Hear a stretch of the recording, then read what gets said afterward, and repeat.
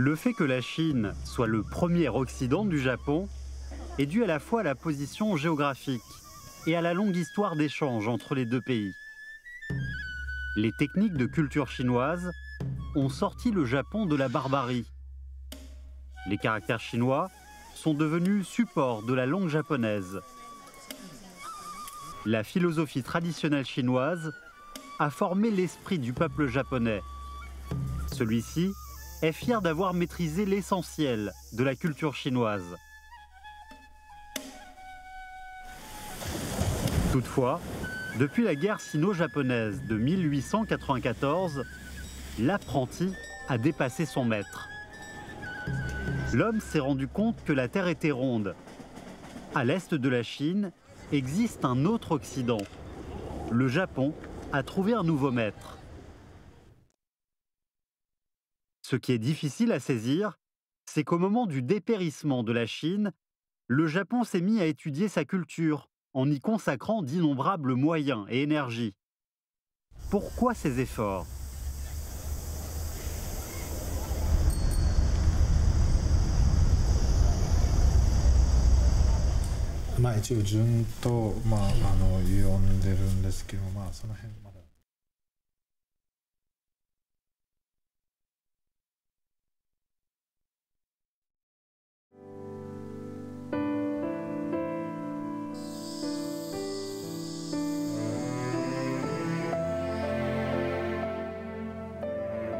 À propos de la révolution de 1911, Shiratori Kurakichi a dit « Sans oppression des pays puissants occidentaux, après cette émeute, la Chine deviendrait un pays moderne et compterait parmi les grandes puissances du monde. Moi, étant historien, je n'ai pas peur de dire la vérité. »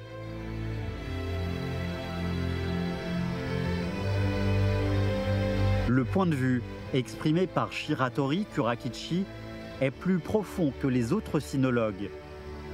Toutefois, personne ne peut prévoir l'avenir, les historiens non plus.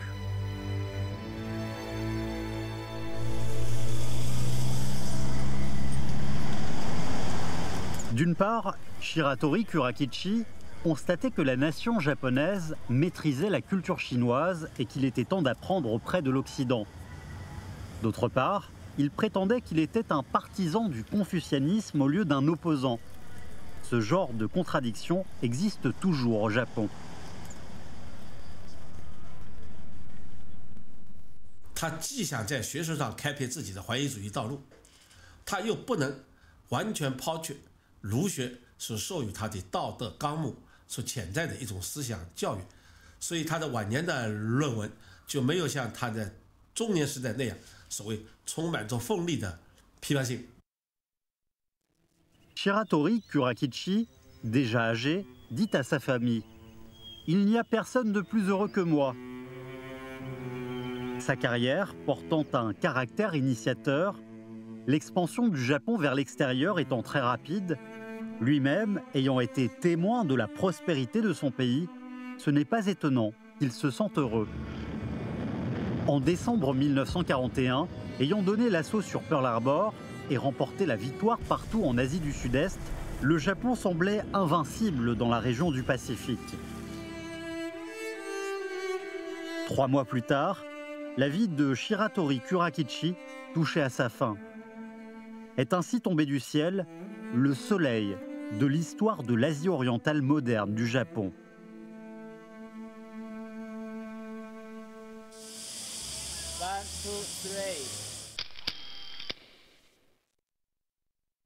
En juin 1897, après des années de préparation, l'Université impériale de Kyoto a accueilli ses premiers étudiants en licence. 23 députés ont proposé au Parlement 6 ans avant d'établir une nouvelle université nationale au Kansai.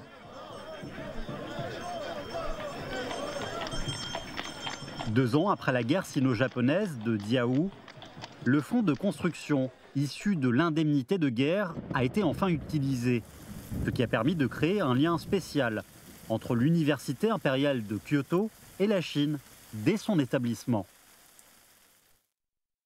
就是要说起京都大学研究中国学的一些特点啊，我想首先呢是和它当时存在的东京大学来相比而言的，因为它更多的受到西方的这种近代实证科学的研究以后呢，它就把中国作为一个研究的对象。Différente de l'université impériale de Tokyo, l'université impériale de Kyoto a essayé de comprendre et étudier la Chine en prenant l'angle des Chinois. Ces chercheurs ont ainsi mis les pieds en Chine.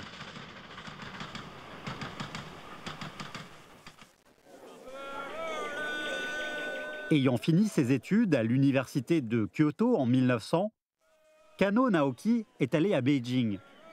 D'après son confrère, Naito Konan, l'érudit chinois le plus apprécié de Kano Naoki était Gu Yanwu, vivant à la fin de la dynastie Ming et au début de la dynastie Qing.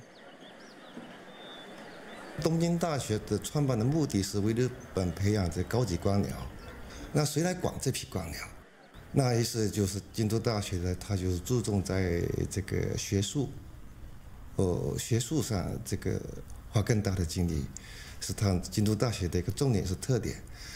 那用现在的话来讲呢，就是说京都大学的特点，它不在于为政府服务，而是为人类服务。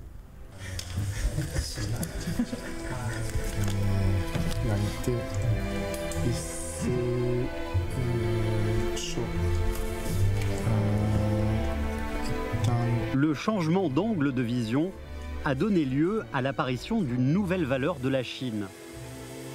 En 1903, Kano Naoki est retourné au Japon pour entrer dans l'enseignement. De 1906 à 1928, il a présidé la conférence sur la philosophie chinoise à l'Université impériale de Kyoto. Grâce à lui, la littérature chinoise est pour la première fois montée sur l'estrade de cette université.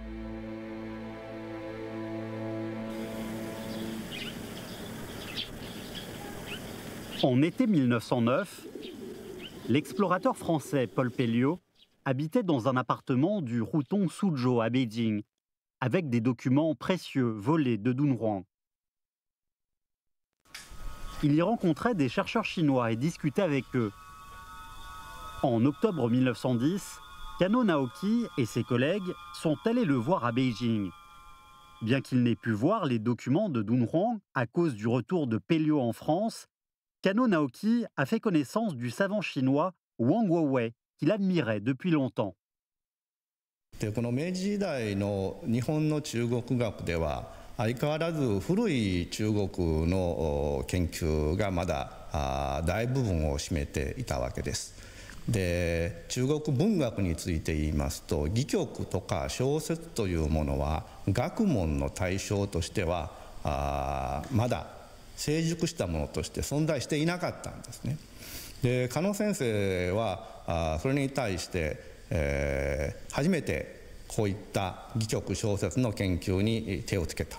ちょうど中国でもその頃例えば王国維先生が中国戯曲についての研究を始めておられました。お互いに戯曲の研究をしているということで、大変話が盛り上がったで、当時、地球の北極と南極に関する話題が、大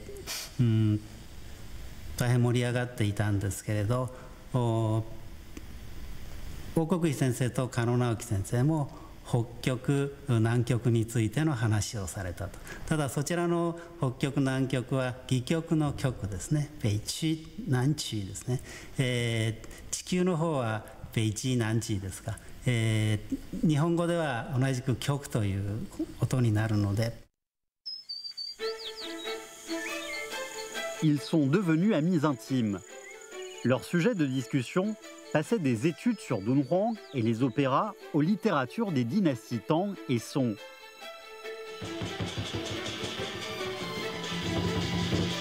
À la fin 1910, Kano Naoki a publié une thèse intitulée « Au bord de l'eau et des opéras chinois », en disant que le roman « Au bord de l'eau » avait été créé à partir de nombreuses pièces d'opéra sur le même sujet. Le roman est paru après la dynastie Yuan et au début de la dynastie Ming. Il s'agit là d'un renversement, car jusqu'en 1980, certains chercheurs chinois pensaient que le roman de Luo Guanzhong constituait une base pour la création de pièces d'opéra par Gwen Ranting. 他是收集了南宋以来的中国的所有民间的话本，然后在一点一点的比较推论当中，最后他发现，正是在这样一些民间话本说话资料的基础上，最后形成了《水浒传》这样一个长篇的小说。那么在当时来说，这是一个很开创性的，具有学术性、不能颠破的一个结论。En automne 1915, dans la Bibliothèque nationale de France, Kano Naoki a été saisi par une feuille délabrée dans un livre découvert à Dunhuang.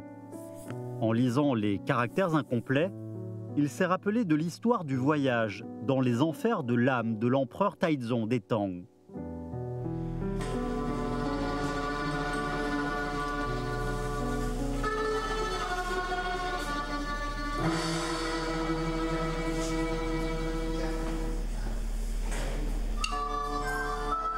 Un an plus tard, Art et littérature publia l'article « Document des études sur l'histoire de la littérature folklorique chinoise » de Kano Naoki.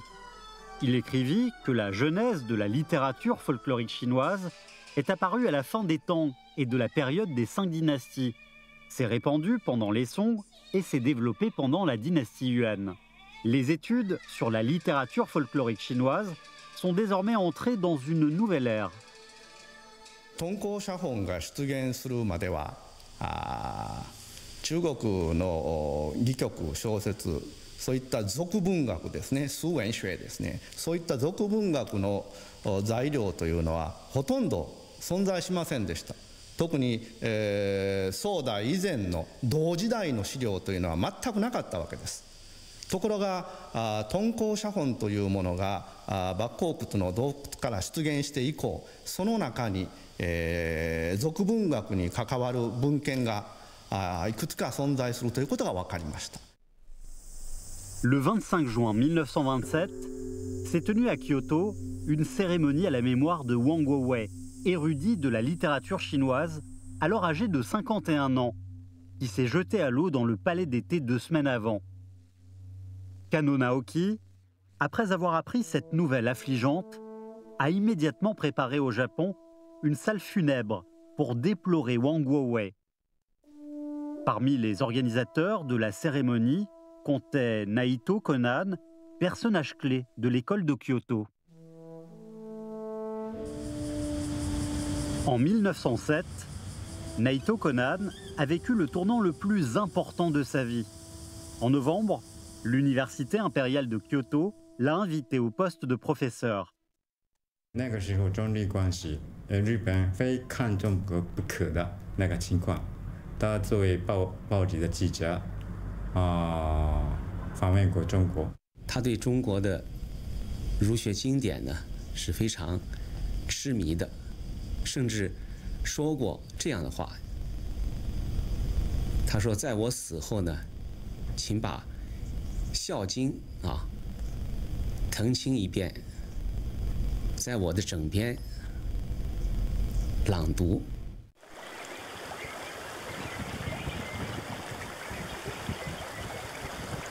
Après le déclenchement de la révolution Xinhai en décembre 1911, à l'invitation de Naito Konan, Luo Jianyu et Wang Guowei se sont réfugiés au Japon.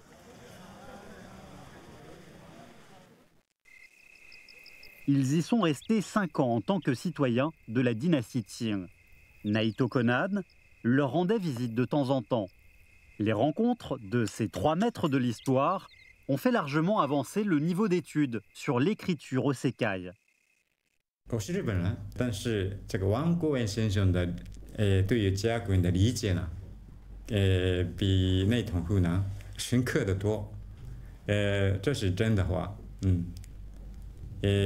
比王国维先生比较的话，还是内藤户呢先生的研究呢，有限的。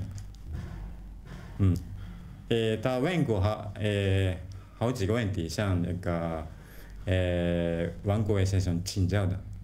福井先生などが発表された甲骨に関する論文、特に四季の須町芝線の四季の中に載っている殷の王様の系譜と、それから甲骨文に残っている王様の系譜がほぼ一致するということが証明されました。ですから、王国維先生やら新玉先生、内藤湖南先生の研究によって、その殷という王朝が実際に存在したということが証明されたと。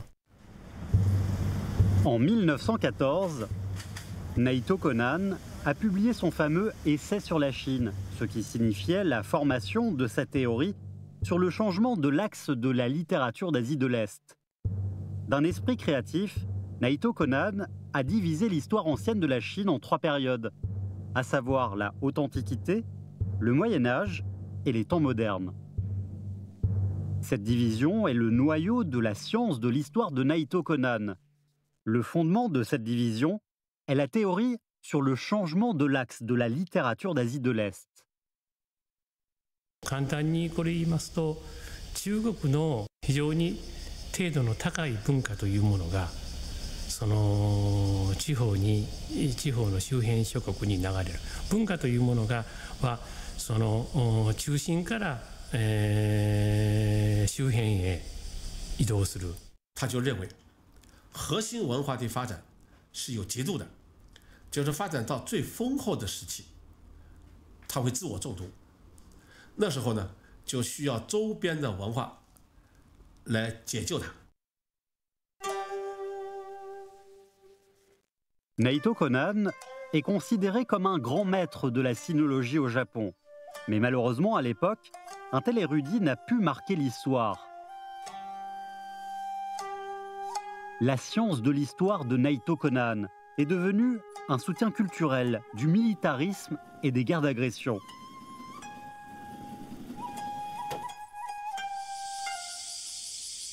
C'est le village dans lequel Naito Konan vivait en ermite après sa retraite. Il est difficile à trouver, même à notre époque. Pourtant, ce village écarté était très fréquenté avant la Seconde Guerre mondiale. 何もないところです。しかしその人力車は毎日人を乗せてナイトコナンのところまで往復した。で十分の生計といいますか生活ができたということなんです。どういうことかと言いますと、退職した後でもそれだけやはり人が訪ねてきて、政治家そして文人文化人学者というものが常にこう訪ねてきて。Les Japonais se demandaient à l'époque si l'envahissement de la Chine pouvait être justifié.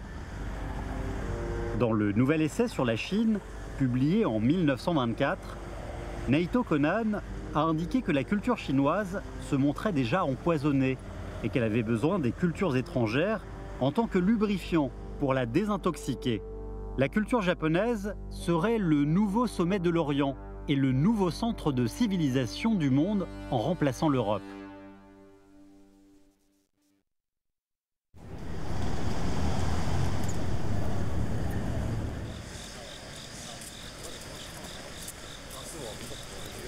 « 80 ans plus tard, il existe toujours des opinions très différentes sur Naito Konan. 他认为中国人没有国家观念和政治是非感，只考虑自身的利益而不在乎由谁来统治。 Therefore, China has to have international supervision. It has to be guided. It has to help form a lead. And that there are problems with that. But I think it's very interesting that he would say, I think the idea is obviously never happened. And it's quite crazy. 他觉得日本应该给予某种指导，就像他会给自己的老朋友出谋划策，来提供改革建议。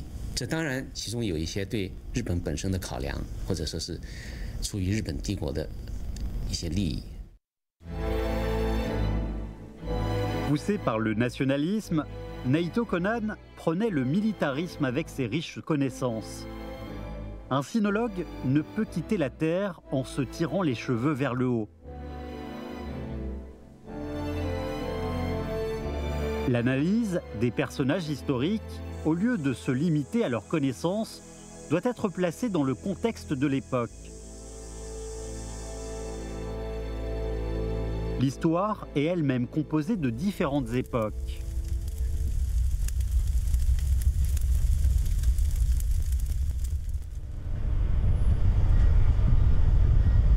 Le 10 décembre 2012, la cérémonie de remise des prix Nobel s'est tenue à Stockholm en Suède. Mo Yan est le premier écrivain chinois à remporter le prix Nobel de littérature.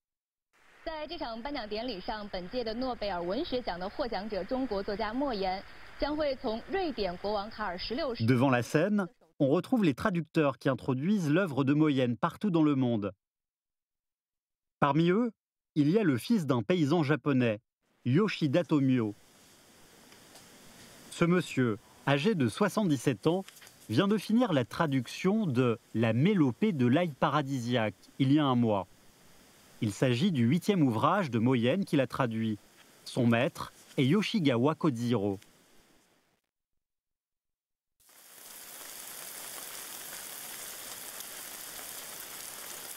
En avril 1931, un discours captivant sur la sinologie était en train de se produire à l'université impériale de Kyoto. Pourtant, pour les étudiants, ce n'était pas le professeur qui était captivant, mais l'étudiant chinois qui était chargé de nettoyer le tableau noir. Portant une robe chinoise, d'un air élégant, il parlait de temps en temps le chinois sans accent, ce qui était très étonnant. Ce jeune homme, pris pour un étudiant chinois, s'appelait Yoshigawa Kojiro. 他是在初中的时候读到了翻译的日文的，就是《水浒传》呐、《三国演义》啊、《西游记》啊这类小说，读到了以后，他非常的感动。后来又认识了一个中国留学生，跟他学习了1年中国语。那么他的中国语发音非常好，所以他非常自豪地说，他从来没有向日本人学习过中国语。 Au printemps 1922, Yoshigawa Kojiro est allé en Chine pour la première fois. Le beau paysage au sud du fleuve Yangtze n'a pas changé. En mars, ce paysage de rêve garde toujours le style de la dynastie Tang. Les rayons de soleil sont plus beaux ici qu'au Japon. Se rappelant ce voyage en Chine, Yoshigawa Kojiro, septuagénaire, pouvait encore ressentir un certain enivrement. C'est probablement cet enivrement qui l'a amené à faire ses études sur la littérature chinoise, alors négligée.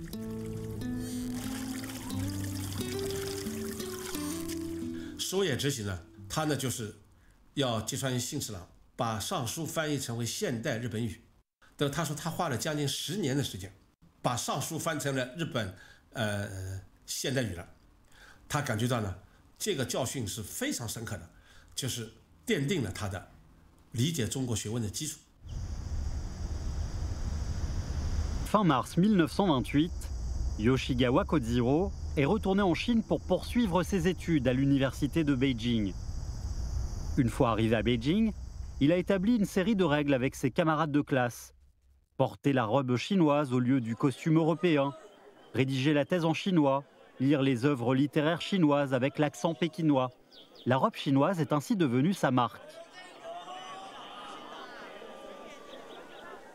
他很喜欢穿中国的衣服，穿中国衣服来去这个一个饭店吧，要好几个饭店，他那边的饭店的老板都以为这个这位先生是中国人。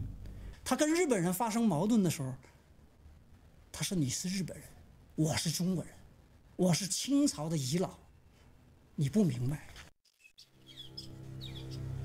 Avant la fin de ses études, Yoshigawa Kojiro est allé au sud une deuxième fois. Il voulait visiter à Huai'an un savant local.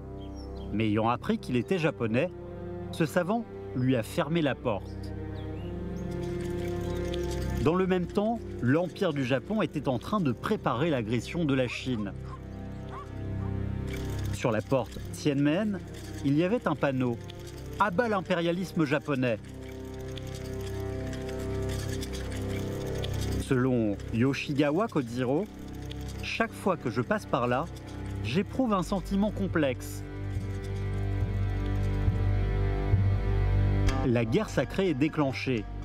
Après l'éducation qui a duré plus d'une moitié du siècle, la plupart des Japonais étaient convaincus que la reconstruction de la culture chinoise et la conquête de l'Europe et de l'Asie étaient des missions confiées à l'Empire du Japon par l'histoire.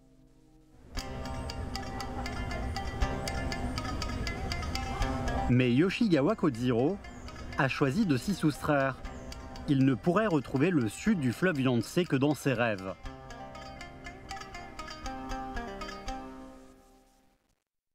Donc il a跟他的一些同事们一起躲在一个研究室里边读元杂剧。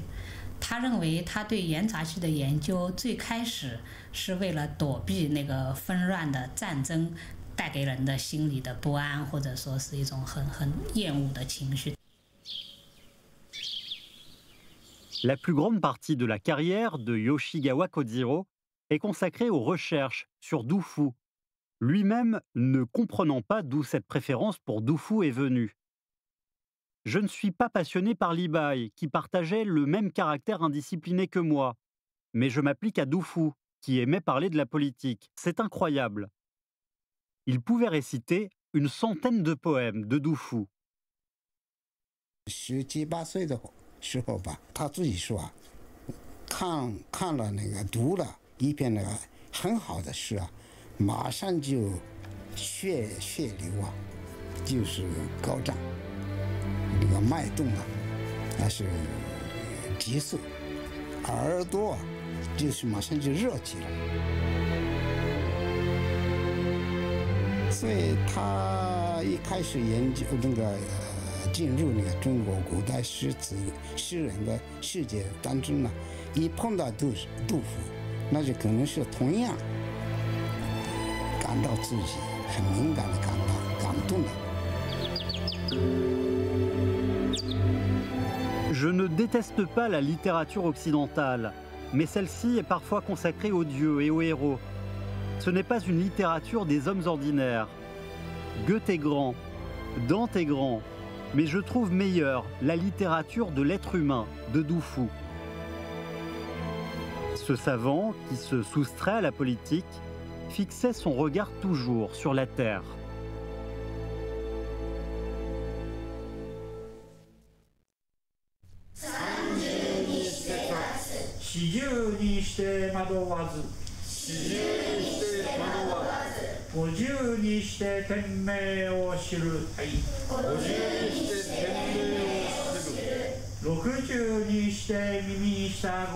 Il faut respecter le destin pour réussir la cause. La sinologie au Japon peut-elle devenir un brise-glace entre les deux pays ?